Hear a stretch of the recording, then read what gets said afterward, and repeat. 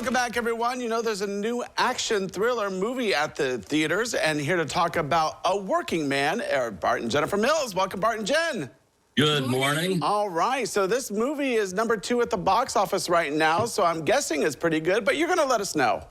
Yes, because box office success is always the way we judge our movies in terms of quality. Yeah, no, this is a Jason Statham movie, and you know right away when you're watching the credits when it says script by Sylvester Stallone that you're in for something pretty magical. This is Jason Statham together again with David Ayers, who was his director on The Beekeeper, which came out last year and was kind of a surprise hit and was honestly kind of fun. This goes the other direction. It's the story of a guy named Lucas Cade. Levon Cade. Sorry, I sang the Elton John song earlier today. Levon Cade, who is the titular working man, and a friend of his daughter is taken, and then he has to punch his way through a bunch of sort of bad guys, villains, a whole bunch of sort of caricature villains to get her back. And that's the story of this and a whole lot of other Jason Statham movies. I love that you just kind of like roundabout, just like, this is pretty much the plot of everything. So anyway, I'll tell you that one reviewer said the craziness is what keeps it interesting. So was that at least somewhat interesting? Well, if he's talking about craziness, if he's talking about like the stereotypes of the characters, and how they have them act and how they have them dress, most of the Russians are actually played by pretty recognizable British actors. So there's that. That was pretty amusing.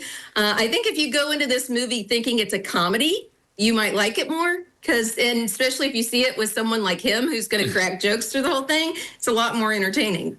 Okay. Is it supposed to be somewhat of a comedy or just... No, I don't think so. The problem is none of the people involved... very seriously. Again, this is Stallone writing this stuff off of a book that was previous, so who knows how much of it he writes. He famously loves to have his name as a scriptwriter.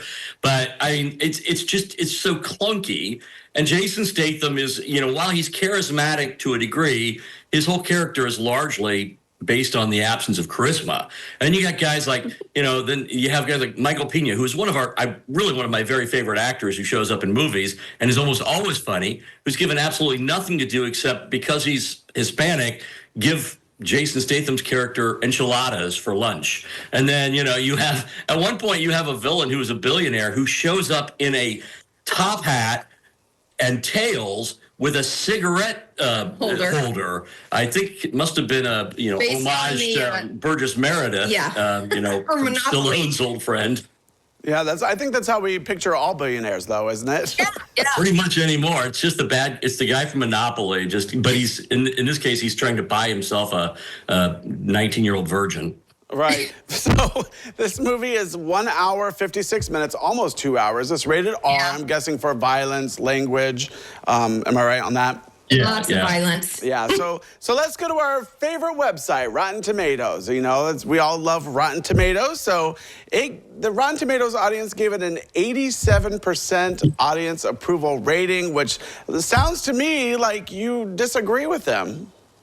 Yeah. I mean, this is... Again, I think this is, I have a real capacity for these kind of movies. I mean, I'll sit through anything. Oh, yeah, he loves this stuff. But in a world where we've had John Wick, which has done really well, where we've seen other movies, even The Beekeeper, which was, I think, a lot of fun. It was stupid, but it was fun. In this is just so it's bad editing. The fight scenes aren't particularly good, and the writing is so clunky that it's just, I said, other than watching it as a comedy, it's hard to sit through. Right. So Stallone is not Shakespeare. So we're going to go to the big reveal here. Are we going to give this a big thumbs up, a thumbs down, or somewhere in the middle? This is a thumbs down for me. Yeah, it's a thumbs down for me, too. There's just too many other versions of this out there, including Taken, which is basically the same plot, but with better writing and acting and was original at the time, sort of. All right, so 2 big thumbs down for A Working Man. Well, Bart and Jen, thanks for coming out today. Appreciate it. Thanks for having us. All right, well, don't go away because we have more when we return.